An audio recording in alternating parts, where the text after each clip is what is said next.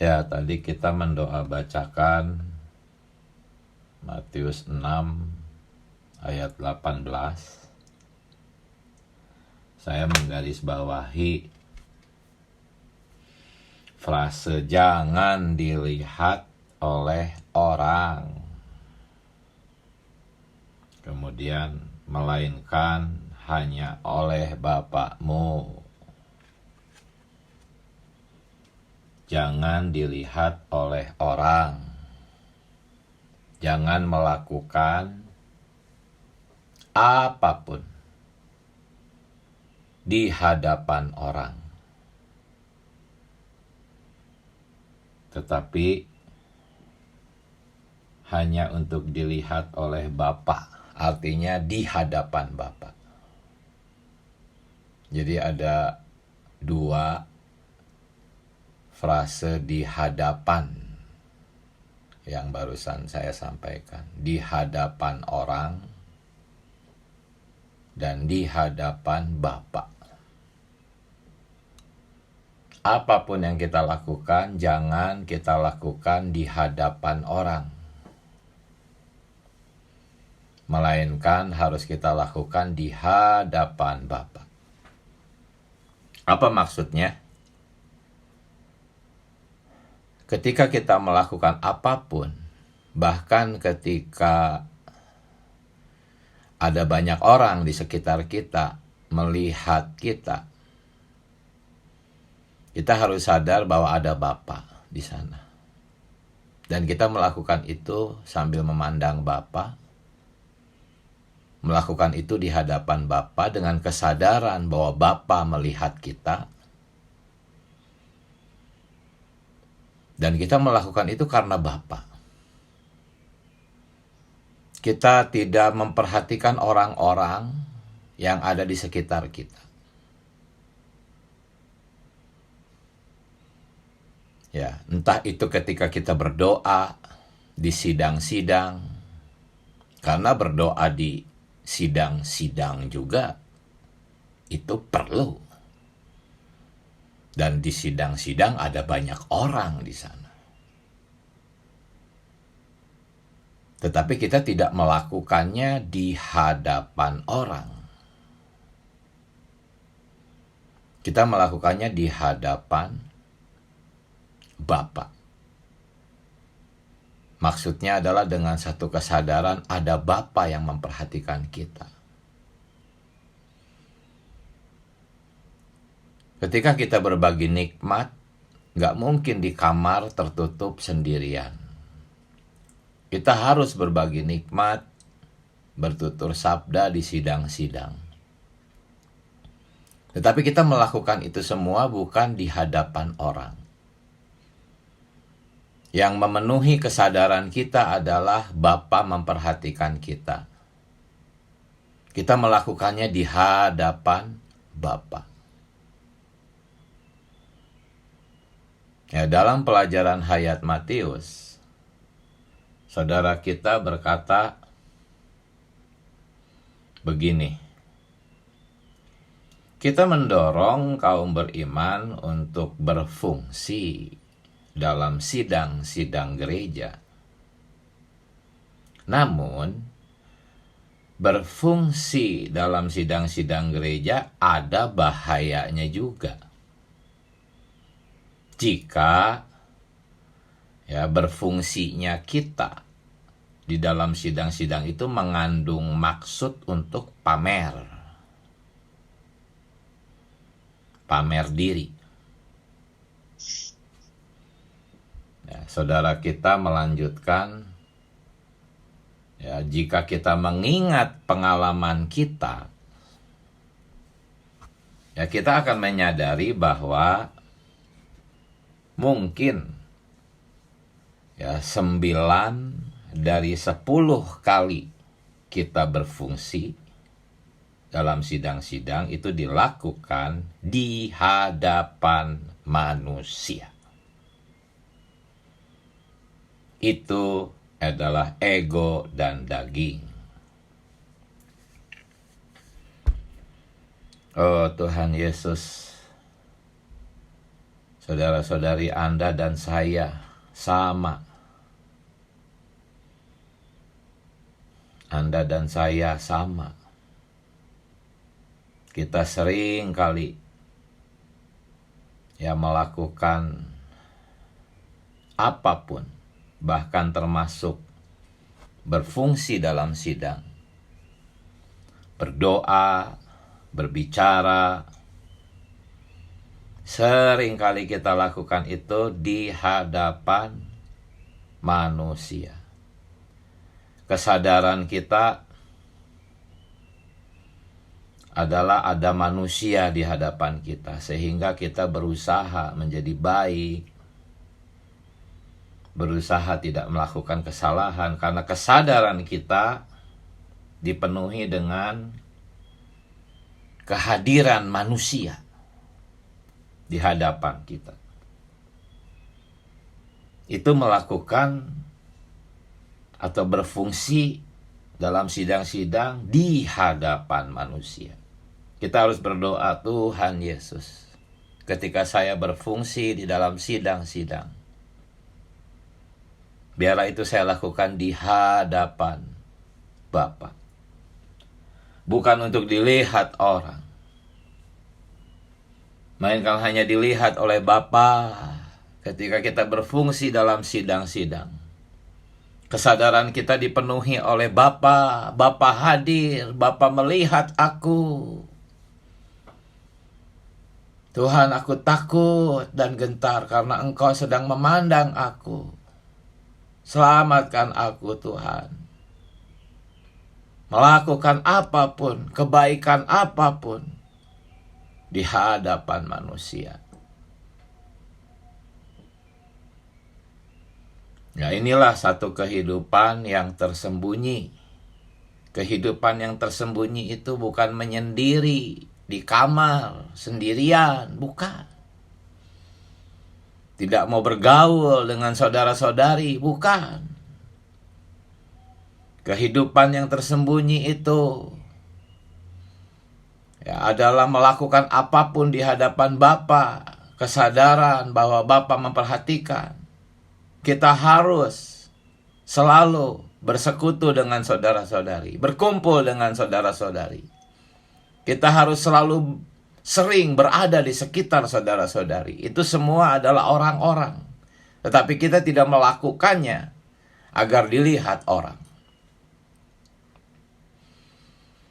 Oh Tuhan Yesus, belas kasihani kami, saudara-saudari dan saya sendiri, Tuhan. Perlu diri-Mu lebih banyak, agar kehidupan yang tersembunyi ini menjadi kehidupan kami, Tuhan. Ya. Jikalau kita melakukan pelayanan, pekerjaan gereja di hadapan Bapa, ya, itu tandanya adalah di dalam hati kita tuh ada beban Allah sendiri, hati Bapa sendiri. Bukan untuk dilihat orang, tetapi karena Bapa mengasihi gereja. Bapa ingin gereja bertumbuh dalam hayat. Bapa ingin saudara-saudari bertumbuh dalam hayat. Ya. Dan karena kita melakukannya di hadapan Bapa, bukan untuk dilihat orang, otomatis kita berdoa. Ciri-ciri orang yang melakukan semua pekerjaan gereja, pelayanan di hadapan Bapa, pasti dia berdoa, pasti. Itu tandanya kalau Anda rajin pelayanan, Anda memberi, mempersembahkan banyak bagi Allah menurut maksud Anda, tetapi Anda tidak berdoa, Anda tidak melakukan semua pekerjaan itu karena doa, maka itu diragukan apakah kita melakukan semua itu di hadapan Bapa atau tidak. Apakah kita melakukan semua pekerjaan itu dengan satu kesadaran ada Bapa memperhatikan aku. Lalu apa yang aku lakukan itu adalah hati Bapa. Bapa ada di dalam saya, hatinya menjadi hati saya. Bapa mengasihi gereja, saya pun mengasihi gereja. Nah, orang-orang seperti ini pasti berdoa. Karena dia mengasihi gereja, maka dia berdoa. Tetapi kalau dia mengasihi ego, dia tidak akan berdoa. Dia hanya memperdulikan, diperhatikan orang, dilihat oleh orang. Karena yang dia kasihi adalah egonya, hayat egonya. Yang dia pedulikan adalah apa kata orang. Tetapi kalau kita memperdulikan apa kata Bapa, pasti kita berdoa. Kita berdoa untuk kaum saleh, berdoa untuk gereja, berdoa buat saudara-saudari. Dan ketika kita tampil di dalam sidang-sidang, berbicara, berfungsi, itu bukan lagi karena untuk dilihat orang, tetapi semuanya itu karena dia sudah berdoa dan ada beban Bapa sendiri, beban Allah sendiri di dalam hatinya, di dalam rohnya. Ya, tetapi saudara kita di pelajaran Hayat, Matius berkata begini, walaupun seorang kaum beriman sudah ditanggulangi egonya,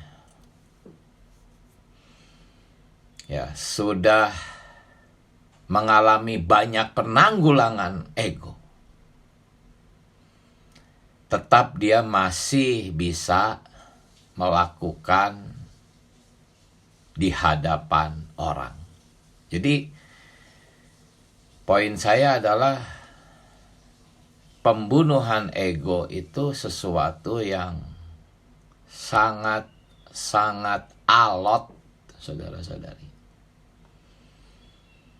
Ya, tanpa umur yang panjang untuk ditanggulangi dengan memadai, sulit ego ini dibunuh.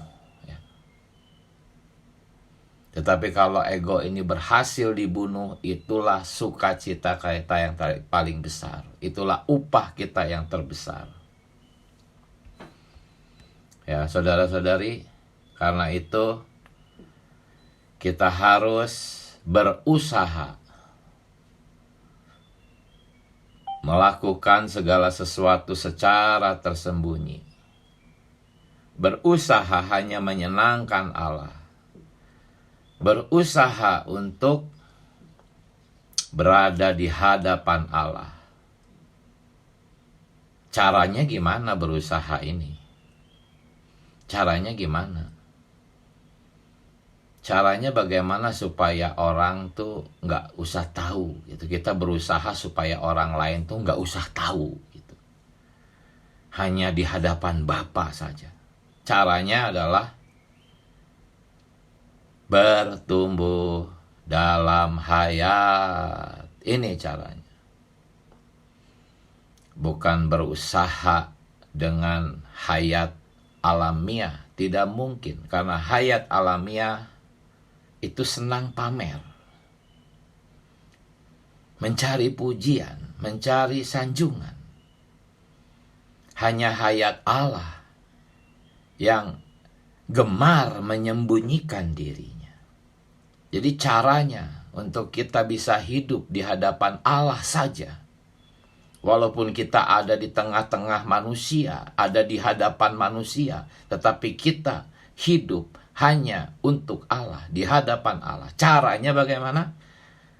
Bertumbuh dalam hayat. Sebab hayat inilah adalah hayat yang senang menyembunyikan dirinya. Nah, saudara-saudari, di dalam pembacaan hari ini, ya halaman 35, yaitu alinea kedua, yang bagian akhir ya, saya bacakan. Ya, hal yang tadi disampaikan itu semua, saudara-saudari, kita harus berusaha, itu ya. Dikatakan di dalam alinea kedua yang bagian akhir itu ya, halaman 35, bahwa hal ini hanya dapat dilakukan dalam hayat ilahi. Hayat yang tidak senang pamer. Jadi hayat ini ya, yang dimaksud dengan frase berikutnya. Inilah butir yang penting dan menentukan dari bagian firman ini. Inilah butir yang penting. Apa maksudnya inilah butir yang penting? Butir apa? Yaitu hayat ilahi. Hayat yang tidak senang pamer. Butir penting pelajaran kita di minggu kedua ini adalah perkara hayat. Perkara hayat. Jikalau Anda bertumbuh dalam hayat, jikalau hayat yang tidak senang pamer ini bertumbuh di dalam Anda, bertambah besar di dalam Anda, maka pasti Anda menjadi orang-orang yang tidak suka pamer. Anda akan menjadi orang-orang yang menempuh kehidupan yang tersembunyi. Itu semua adalah perkara hayat. Perkara bertumbuh dalam hayat. Jadi beban berita pagi hari ini itu adalah perkara bertumbuh dalam hayat. Saudara-saudari, ya, tentang sisi negatif sifat-sifat hayat ego kemarin kita sudah bahas banyak ya, dan hari ini sebetulnya poin penting yang terkandung di hari ketiga ini itu ada di rawatan paginya itu. Ya, poin penting yang tercatat di rawatan pagi hari ketiga adalah perkara pertumbuhan hayat, saudara-saudari. Ada satu pernyataan di FKKP bahwa memamerkan diri sangat merugikan pertumbuhan hayat kita. Saudara-saudari, ajaran-ajaran agama juga mengajarkan supaya kita jangan memamerkan diri. Semua, ya, khususnya ajaran-ajaran agama dari Tiongkok itu ya, sangat menekankan ini. Jangan sombong, jangan memamerkan diri. Semua ajaran agama itu seperti itu. Tetapi tujuannya apa? Tujuan tidak memamerkan diri itu apa? Bukan untuk menjadi orang yang rendah hati, bukan. Tujuannya adalah untuk bertumbuh dalam hayat. Jikalau Anda memamerkan diri, menyombongkan diri, Anda dan saya tidak akan bertumbuh dalam hayat. Itu. Oh Tuhan Yesus. Ya, semoga Tuhan sekarang menaruh beban di hadapan kita atas perkara ini. Nah, sekarang saya ingin masuk ke dalam satu kebenaran yang saya rasa perlu ya, saudara-saudari. Memang di FKKP minggu kedua ini perkara ini tidak disajikan, tetapi saya ingin menyajikannya ya sebagai suatu kebenaran yang akan membantu kita bertumbuh dalam hayat ya. Jadi bebannya itu tetap bertumbuh dalam hayat. Tetapi ada satu kebenaran yang harus kita pahami, khususnya saudara-saudari yang belum terlalu lama bergabung di tengah-tengah kita, perlu melihat kebenaran ini. Ya. Ini perkara hayat dan akan menolong kita bertumbuh dalam hayat. Saya harus membagikannya sejak dari awal mula dulu, ya. Yaitu ketika manusia di Taman Eden. Manusia pertama. Siapa? Adam dan Hawa. Sepasang suami istri pertama. Ya. Mereka sebelum memiliki anak memakan apa? Anda mungkin berkata memakan buah pohon pengetahuan baik dan jahat. Tetapi sesungguhnya yang mereka makan adalah hayat baik dan jahat. Ya, jadi ada hayat baik dan jahat masuk ke dalam diri mereka. Akibatnya mereka melahirkan keturunan seluruh umat manusia yang memiliki hayat baik dan jahat. Ya. Memang hayat yang Allah ciptakan, hayat insani itu tidak hilang. Tetapi hayat baik dan jahat ini lebih kuat, lebih mendominasi, sehingga ya hayat ciptaan itu menjadi hayat ego. Hayat ego itu bukan hayat ciptaan. Hayat ego itu adalah hayat ciptaan yang tercemar oleh hayat si musuh ini. Saudara-saudari, hayat baik dan jahat itu adalah hayat si musuh.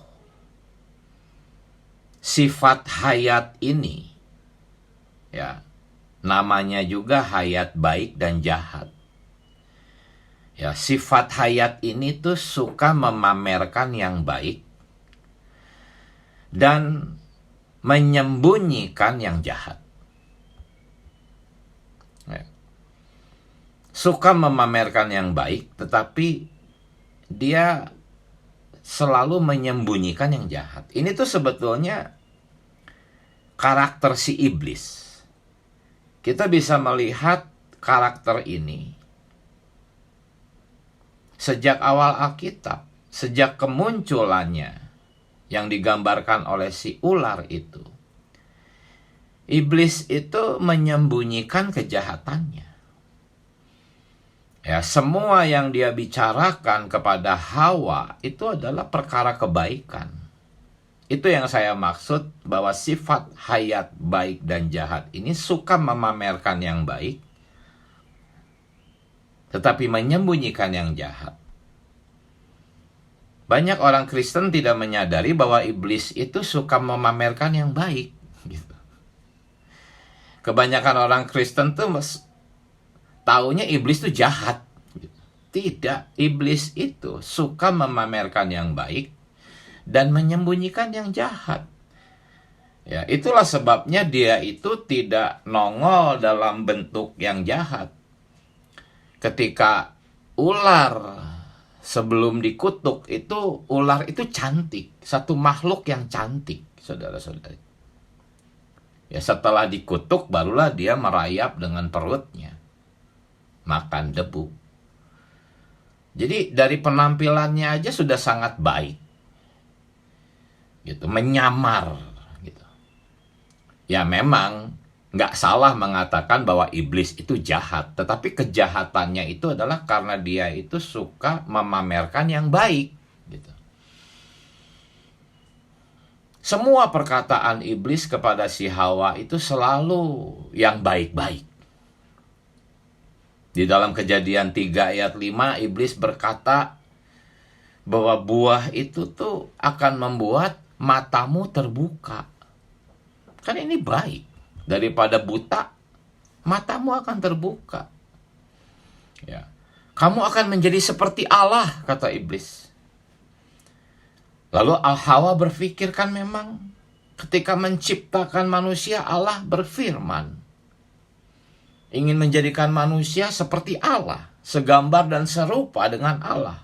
Dan buah itu, kata iblis, akan mewujudkan kehendak Allah. Lihat, sejak awal kemunculannya, iblis itu selalu memamerkan kebaikan. Bahkan kebaikan yang seperti kebaikan Allah. Ya, kepada Hawa dalam Kejadian 3 ayat 5 kan, iblis berkata seperti itu. Matamu akan terbuka, kamu akan seperti Allah. Kan Allah ingin kamu seperti Allah. Kamu akan memiliki pengetahuan. Apa jahatnya sih memiliki pengetahuan? Ya. Hari ini banyak orang Kristen tidak menyadari bahwa pengetahuan tentang yang baik dan yang jahat itu dibenci Allah. Karena dalam pemikiran kebanyakan orang Kristen ini baik. Inilah iblis. Iblis selalu memamerkan kebaikan dan menyembunyikan kejahatan. Ya sama seperti alamiah kita, Anda dan saya sama. Kita suka menyembunyikan kejahatan. Ya seperti batu-batu yang tersembunyi di dalam tanah itu, sehingga sulit bertumbuh benih Allah. Kita selalu menyembunyikan kejahatan dan dosa. Dan suka memamerkan kebaikan. Kenapa? Karena di dalam diri kita ada hayat baik dan jahat. Hayat si iblis itu. Ya, setelah iblis memamerkan kebaikan di ayat ke-5, ya ayat ke-6-nya, Hawa lantas dia berpikir tentang kebaikan. Ketika Hawa memakan buah itu tidak ada niat jahat. Niatnya baik. Hawa berpikir tentang kebaikan. Hawa berpikir bahwa pohon itu baik untuk dimakan. Ya, tidak ada pemikiran pohon itu beracun. Nggak ada. Ini baik nih untuk dimakan. Karena akan memberikan pengertian kepadaku. Kan baik. Jadi sekali lagi, sejak awal, ya, hayat iblis ini memang suka memamerkan kebaikan dan menyembunyikan kejahatan. Jadi jikalau Anda sedang memamerkan kebaikan, niat hati Anda adalah untuk dilihat orang, itu pasti bukan kebaikan Allah, itu pasti kebaikan iblis. Ya, walaupun Anda lakukan itu dalam sidang-sidang gereja. Sebab kalau kebaikan Allah itu adalah Allah senang menyembunyikan kebaikannya. Tetapi iblis senang memamerkan kebaikannya. Jadi kalau Anda memamerkan kebaikan yang Anda pikir itu adalah kebaikan Allah, tetapi ada hati untuk pamer, itu pasti kebaikan iblis, bukan kebaikan Allah. Karena iblis juga baik. Dan iblis juga menyembunyikan kejahatan. Ya. Jadi bukan hanya memamerkan kebaikan. Ketika Anda berusaha menyembunyikan dosa dan kejahatan, itu pun adalah iblis. Berapa banyak di antara kita yang gemar mengaku dosa di hadapan Allah. Ketika kita datang ke hadapan Allah, Kita tahu ada dosa, ada kejahatan, ada kegagalan, ada alamiah. Apakah kita hanya menyeru nama Tuhan, memuji, bersyukur, tetapi kita tidak mau mengakui itu di hadapan Allah? Ya, itu tandanya hayat Satan masih mempengaruhi Anda. Tetapi orang-orang yang gemar mengakui dosa, ya, saudara-saudari harus baca seri pembinaan dasarnya, ya, mengaku dosa. Mengaku dosa itu ada di hadapan Allah dan ada di hadapan manusia. Tetapi tidak semua dosa harus diakui di hadapan manusia.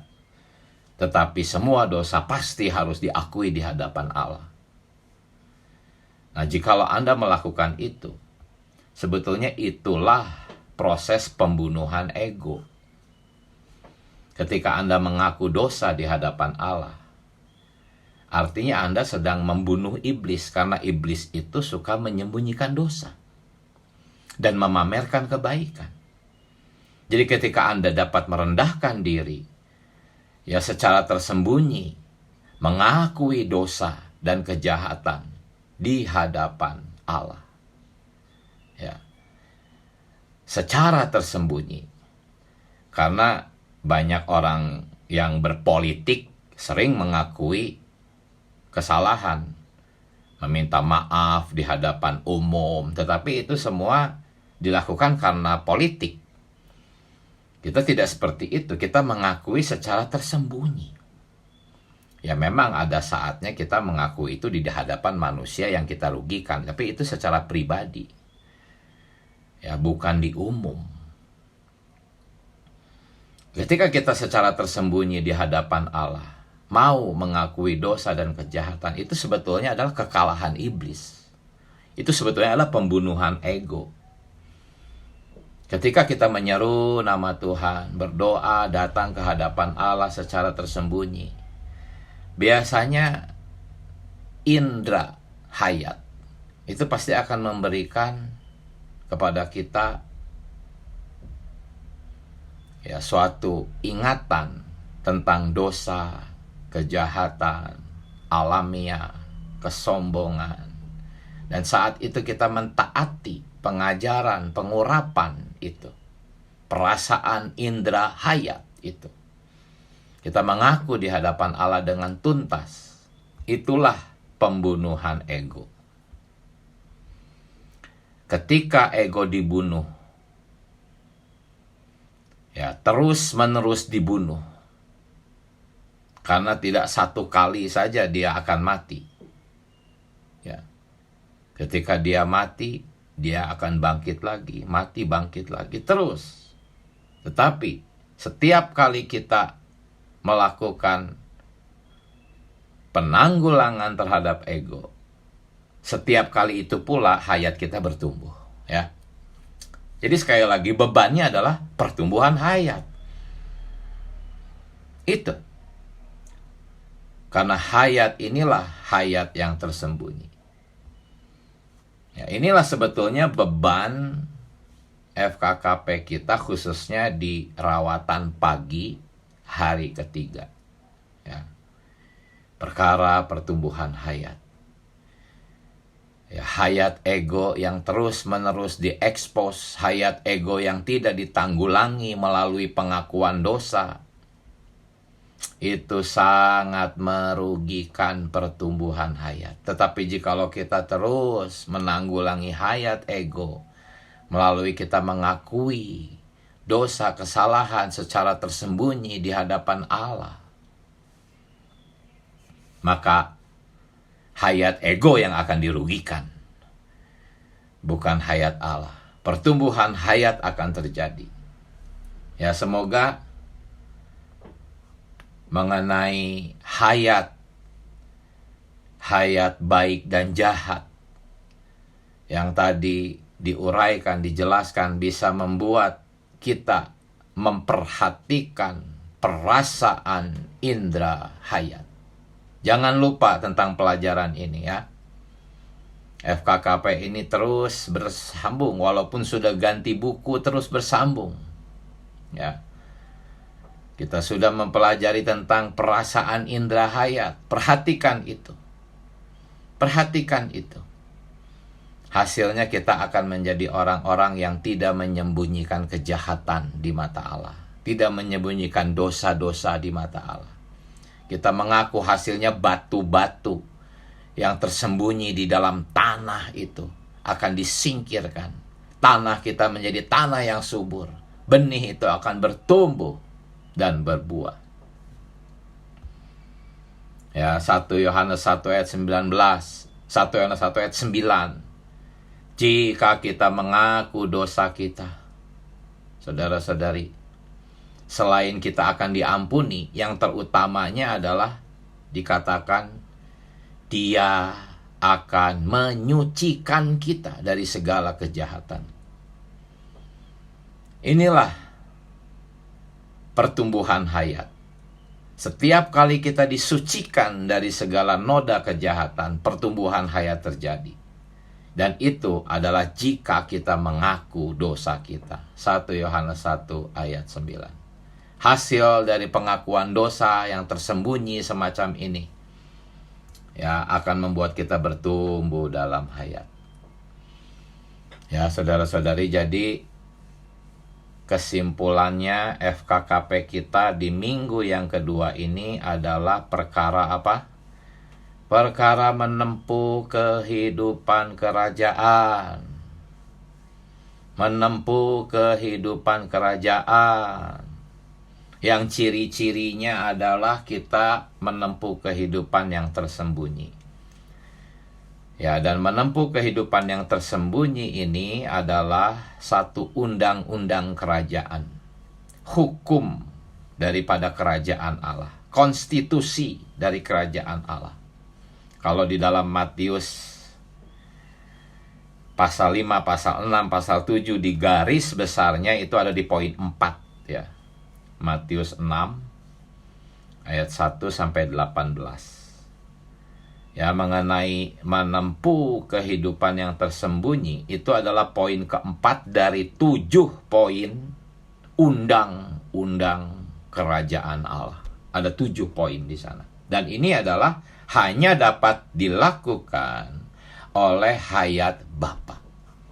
Makanya berulang-ulang Tuhan Yesus di sini selalu mengatakan Bapakmu. Bapakmu, Bapakmu. Bukan Allahmu, tapi Bapakmu. Apa artinya? Kita sudah dilahirkan dari Bapa. Kita memiliki hayat Bapa. Karena kita memiliki hayat Bapa, maka kita bisa hidup seperti Bapa. Ya, kita tidak bisa menuntut seekor anjing untuk hidup seperti manusia. Tetapi terhadap anak kita yang kita lahirkan, anak kita itu manusia, sama seperti kita manusia. Sehingga kita bisa menuntut dia untuk hidup seperti manusia. Demikian juga Bapa. Bapa sudah melahirkan kita menjadi Allah-Allah dalam hayat dan sifat. Sehingga kita bisa hidup seperti Allah. Tetapi bukan di dalam kealahan. Ya, jadi sekali lagi, inilah konstitusi kerajaan Allah. Ya, inilah maksud judul kita, menempuh kehidupan kerajaan. Melalui menempuh kehidupan tersembunyi. Inilah perkara konstitusi kerajaan, undang-undang dari sang otoritas. Ya. Haleluya, semoga berita demi berita membawa kita bertumbuh dalam hayat. Apa yang tadi disampaikan semua adalah perkara hayat. Beban utamanya Anda harus bertumbuh dalam hayat. Amin. Puji Tuhan. Sekarang saudara-saudari berbagi nikmat. Silahkan saya izin untuk undur. Terima kasih. Amin.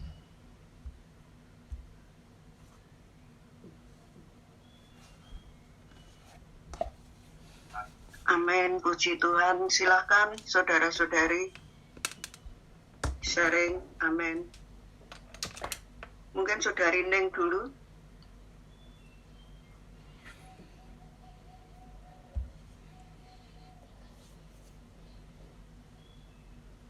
Nggak ada internetnya.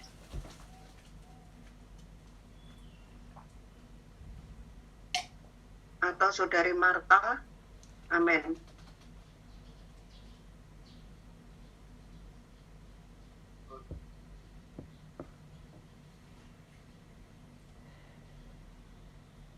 Saudari Lani, silakan. Nah, saya sedikit ya saudara-saudari. Amin. Jadi mengenai pertumbuhan hayat ya, itu yang dipentingkan dalam bacaan ini ya. Yang dikatakan kaum beriman yang hanya tahu mementingkan ego ya, menonjolkan ego, memamerkan daging, dikatakan tidak akan mampu bertumbuh dalam hayat. Pertumbuhan hayat yang sejati itulah yang menanggalkan ego. Puji Tuhan. Jadi setiap saat belum menempuh hidup dalam salib, ya kita ini di hadapan orang mengalirkan hayat atau mengalirkan maut, ya sudah tergantung pilihan kita. Tapi semoga kita mau milih dipakai bagi kepentingan Tuhan. Amin. Silakan lanjut dari. Amin. Saya menikmati kita pagi ini. Dia bilang kita harus memiliki perkara yang tersembunyi itu ya di dalam Bapa. Karena Bapamu yang melihat yang tersembunyi akan membalaskan kepadamu. Jadi saudara, kita sudah mengutarakan bahwa di dalam penghidupan kita ya, dimanapun kita berada, kita perlu memiliki kesadaran bahwa Bapa melihat kita. Jadi dia memberikan contoh bahwa kalau kita membagi nikmat di sidang-sidang atau di ya seperti ini, kita tidak melihat orang-orang di sekitar kita. Tapi kita menyadari bahwa di dalam setiap penampilan kita di dalam sidang-sidang itu, kita sadar bahwa kita memiliki Bapa dan semua perkara itu tersembunyi. Kadang kan kita kadangnya tadi sudah ditulis, kadang kita kan kalau di dalam sidang-sidang kita tidak bisa berbicara karena kita melihat orang di sekitar kita. Sehingga kalau mau suruh bagi nikmat, contohnya kita tidak bisa segera melakukannya karena nanti kalau saya bagi nikmat, bagaimana penilaian orang itu, apakah bagus atau tidak. Nah kalau kita memiliki pemikiran yang sedemikian, itu berarti hayat alamiah kita ini yang tertampil. Karena hayat alamiah yang jatuh ini selalu suka menampilkan diri. Selalu senang, kamu bagus nikmat tuh bagus. Kamu berdoa itu bagus. Nah itulah hayat alamiah. Nah jadi kadang-kadang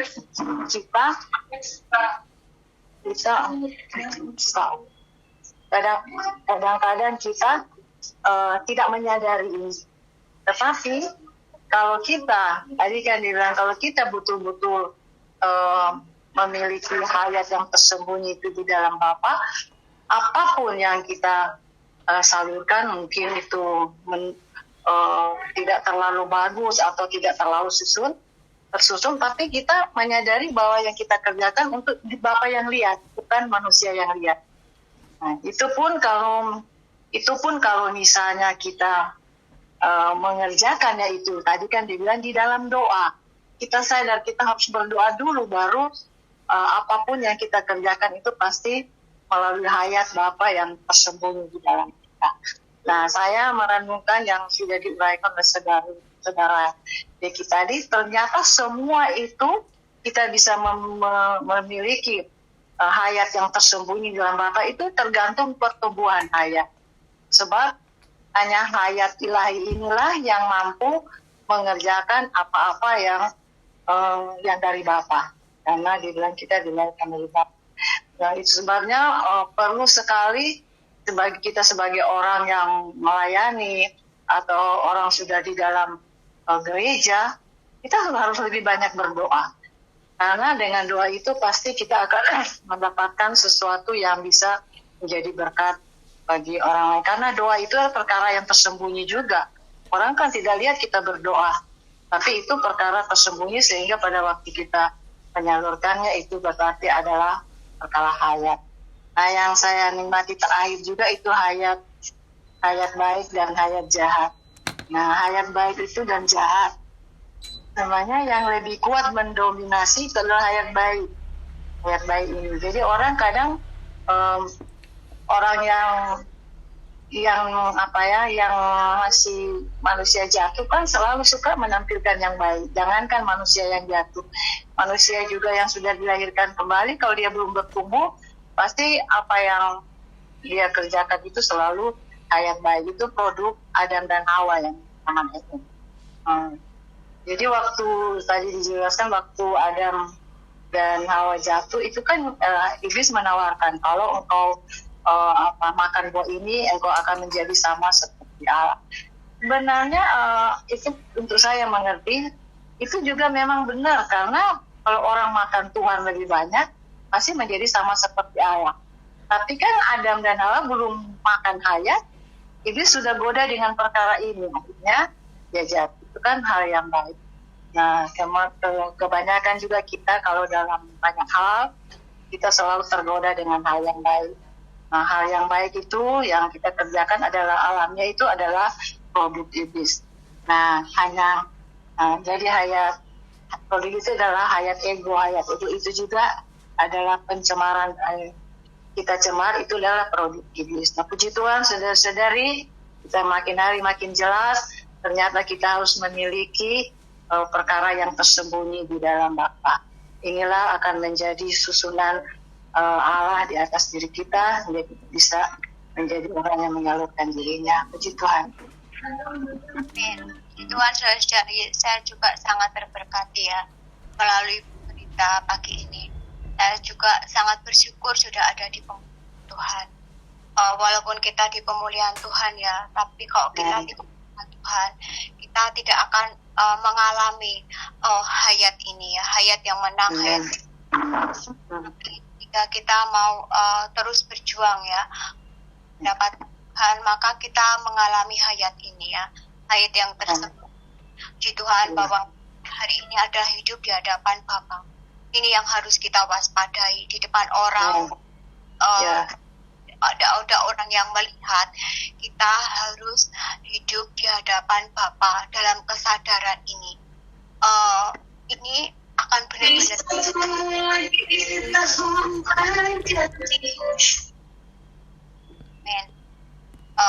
betapa kita harus bisa menikmati perkara ini ya. Ini sangat manis kalau kita hidup dalam berjuang ya, tadi berjuang untuk mendapatkan dan bertumbuh dalam hayat ini, kita akan mengalaminya. Bahkan cara duduk kita, cara berpikir kita akan dikendalikan oleh hayat ini. Bahkan kita takut untuk kelihatannya, hanya ingin diperkenan oleh Tuhan, hanya ingin Bapa berkenan. Hayat ini benar-benar sangat luar biasa. Tuhan juga tadi dikasih tahu kalau kita suka pamer itu akan menghambat pertumbuhan hayat kita ya. Jadi tetapi suka pamer ini adalah diri kita. Ini nggak bisa kita lawan. Ini bukan area kita. Area kita adalah terus berjuang mendapatkan diri Tuhan, pertumbuhan hayat. Jadi tidak akan suka pamer ya. Karena pamer ini begitu licik. Kita menang di satu hal, akan kalah di hal lain. Dia akan menyusup dengan sangat lembut. Harus kita waspadai ini. Semoga melalui perkara ini kita terus berjuang ya, bertumbuh di dalam hayat dan sering-sering mengaku kepada Tuhan atas segala dosa kesalahan kita, baik dalam pikiran, motivasi, perkataan, cara dan sebagainya. Betapa manisnya ya hayat Tuhan ini, hayat yang tersembunyi, hayat yang tidak suka pamer ini. Semoga kita melihat betapa enaknya ini dan mau berjuang untuk mendapatkannya lagi lebih lagi. Amin. Amin. Puji Tuhan ya. Perlunya mengaku dosa di hadapan Tuhan, juga di hadapan manusia ya. Ini membunuh ego kita dan daging.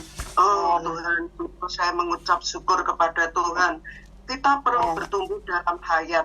Oh Tuhan Yesus, jika kita tidak menanggalkan ego dan daging kita, pertumbuhan hayat akan mengalami masalah. Oh Tuhan Yesus, kita perlu memiliki pengalaman yang tersembunyi di hadapan Allah. Oh Tuhan, bukan sesuatu yang pamer, bukan sesuatu yang dilihat dan dipuji oleh manusia. Oh Tuhan, biarlah kita mengharapkan pujian di hadapan Allah. Oh Tuhan, sungguh kita mengucap syukur, penjelasan saudara kita ini sangat menjamah kita ya. Oh Tuhan Yesus, yaitu ternyata sebetulnya Hawa itu memiliki tujuan yang baik ya, untuk mendapatkan buah itu dia bisa terbuka matanya. Oh Tuhan Yesus, bisa menjadi seperti Allah. Oh Tuhan Yesus, sebetulnya waktu-waktu dulu saya ini tidak sadar ya. Yang saya sadari bahwa dia melanggar ketentuan Allah. Tetapi di sisi lain ternyata ada sesuatu yang baik ya, walaupun itu salah. Oh Tuhan Yesus, sehingga dia jatuh dalam dosa. Oh Tuhan Yesus, sungguh apa yang dipamerkan iblis bukan saja keburukan, kejahatannya disimpan ya, tetapi kebaikannya yang dipamerkan. Biarlah kita menjadi orang-orang yang betul-betul dimurnikan di hadapan Tuhan. Mulia bagi Tuhan. Amin. Saudari, ada 1 menit, silahkan kita berdoa. Amin. Bebas berdoa, saudari. Amin. Oh Tuhan Yesus, amin.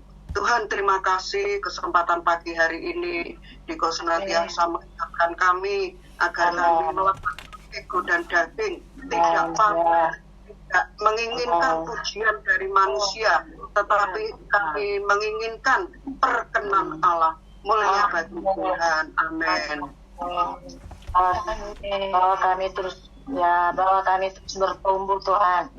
Ya, pertumbuhan hayat inilah memampukan kami memiliki kehidupan yang tersembunyi, kehidupan di dalam Bapa. Ini juga perlu latihan hidupkannya hari lepas hari. Memiliki penghidupan yang terus berdoa, bertumbuh di dalam hayat. Tuhan, terima kasih. Amin. Puji Tuhan, saudara-saudari. Terima kasih, saudara Diki. Terima kasih, saudara-saudari. Amin. Tuhan memberkati saudara Diki, saudara-saudari. Terima kasih. Selamat pagi kita semua. Amin. Mulia bagi Tuhan. Mulia bagi Tuhan.